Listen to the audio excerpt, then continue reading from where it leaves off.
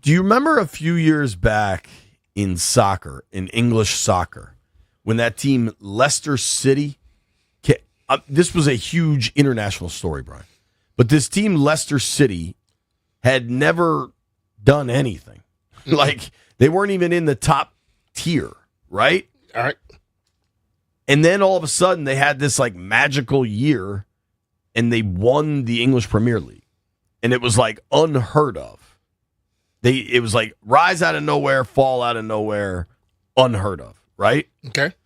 Like if you look at the Leicester City trophy case, there ain't a whole lot in it. Like they have since been relegated back out of the English Premier League. Mm-hmm. But for that one season, it was magical. And for all the soccer people out there that are correcting me if I'm not exactly nailing the story, forgive me. I don't particularly care if I'm nailing the story. They won the English Premier League in 2015, 2016. It was a global phenomenon. And prior to that, their best finish came in 1928. Damn. And now they're already back out of the top league. Like it was crazy, right? They had this incredible run, but the point is they were largely irrelevant forever. Mm-hmm. Had this pop of greatness, and now are back to irrelevance. Indiana, I believe, was the worst college football program in a major conference ever. I think they had the lowest winning percentage of any major conference ever. And now they're in back-to-back playoffs, and now they're undefeated playing for the national championship. Incredible, incredible story. On the other side, you tell me if you disagree with this. I don't consider Miami to be a college football blue blood in the way Texas, Bama, USC, Notre Dame, Ohio State, Michigan. You know what I mean? Miami is something else. They're their own entity.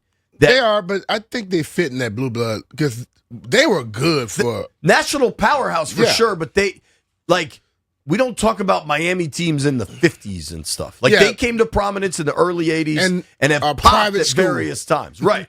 Private school. So yeah, you're right. They got their own. They're their own category. Mystique. Yeah. But they play at the level when they're good at the level of the big boys. When they're right. I mean, that's how they have all these natties and all these great players. Yeah. Right. And so you've got this rise of something that, at least in college football, has never been seen. You know what I mean? Yeah. In Indiana doing this. And then you have this return to greatness for Miami. And we've seen this in periods. Certainly the early 80s into the mid 80s with predates me, the Schnellenberger, right? Into Jimmy Johnson, into Dennis Erickson. Then they fell off for a while. Then they came back with Butch Davis, and they were phenomenal. I mean, those 2000, 2001 Hurricanes teams, arguably some of the best in college football history. Then they fell off for a while, and now they're back, and they're competing for a natty, and they're playing at home at Hard Rock Stadium. The ticket prices are outrageous. The interest surrounding this game is outrageous. Now, the Vegas odds makers will tell you Indiana's a big-time favorite in this game. They're an 8.5-point favorite. Almost all the money's on the Hoosiers. Almost all the tickets are on the Hoosiers. But I'm not asking who's going to win. I'm asking what is better for college football. Indiana coming out of nowhere or Miami back where they belong? I don't know if one is any more than the other. Because Miami coming back is going to bring a whole slew of people and making people go back to that school again. Indiana doing it gives everybody else hope, which may be better. Indiana winning may make everybody else think they have a chance because, as you stated, they were nowhere to be found when you start looking at powerhouse in football. Any house in football.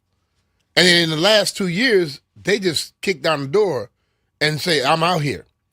And I think, although it may be good for college football, it scares the hell out of all the big schools.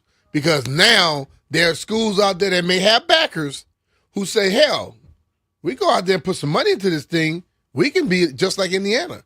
And then those players stop going to the big schools. I think Indiana's rise is way worse.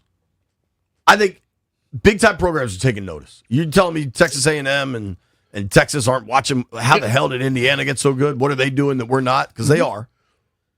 But I think it's way worse for schools like Maryland, UNC, Iowa, like schools that have always kind of been a tier or two down from the big boys, and they kind of operated in this space of like, oh, man, what are we supposed to do? Those are the big boys. We're here.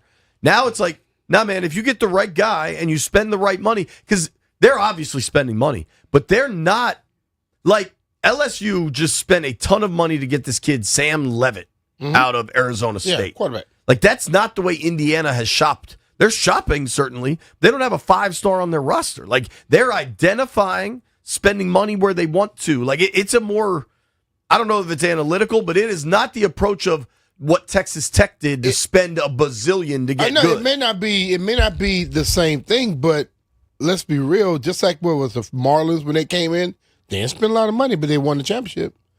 Maybe you just have to go with a different route and get the right pieces to fit in. You know, go and get that superstar quarterback may not be the read. It may be getting the coach first, because I don't care what you say about the coach. The man wins everywhere he goes. So you got to give him credit for that. And if he can figure it out and get the right pieces in place, and then he got a lot of hungry-ass kids. Those who people told, we don't believe in you. Now they're going out there and he's showing them that he believes in them, and he's getting more out of them than the other schools could have gotten. So I don't know. Like, some other schools may find their niche. Because let's be real, a lot of these schools with the big backers, they want to compete, but they ain't giving up no money. Maybe you got to cut a bigger check. But I also think Miami being back. Jeffrey found your water. He found it. Congrats, Jeff. Oh, was it Jeff? Way to crack the case. It was in the kitchen, is my guess. Oh, Jeff says it wasn't in the kitchen. But what if you found it in the probably left it right over there. What if you found it in the bathroom? No, I don't take it in the bathroom. I also think Miami's return to prominence is awesome for college football. True. Let's be real about when Miami has been good over the years. Whatever was going on in that program in the early to mid 80s, I can only imagine. Mm-hmm. When they came back to prominence with Butch Davis, there was Nevin Shapiro was my man's name. They called him Little Luke, because the first rendition you had Luke. You had Luther Campbell, Two Live Crew. Then you get Nevin Shapiro just throwing money around in the early 2000s there. Now, Mario Cristobal seems to be the type of dude, you could tell Mario's about his business. Yeah. And he's going to keep that because the reality with Miami, everybody thinks high flying and this and that. They knocked your block off. They won on the O and D lines. They got some power down in the trenches. It was hardcore old school football, and they had talent everywhere, but damn if they didn't kill you. That's what they do now. They can run the football. Yeah. That D-line is amazing. I think Mario's the guy to keep that going. If we know anything, Miami's got money, so ideally you keep spending the money. I'm not sure what's better for college football, but I think college football's better with both of these stories in the title game. True, because I think having big stories is the key. They don't have to be the same story, but having these big stories, because people like the Miamis, you may have some private schools out there in an area where and let's be real, they grow athletes down there in Florida. Okay? Keep your people in place. You look at Indiana, okay? Now you've always were a basketball school, but we're going to compete at football. Let's see who we can get over here.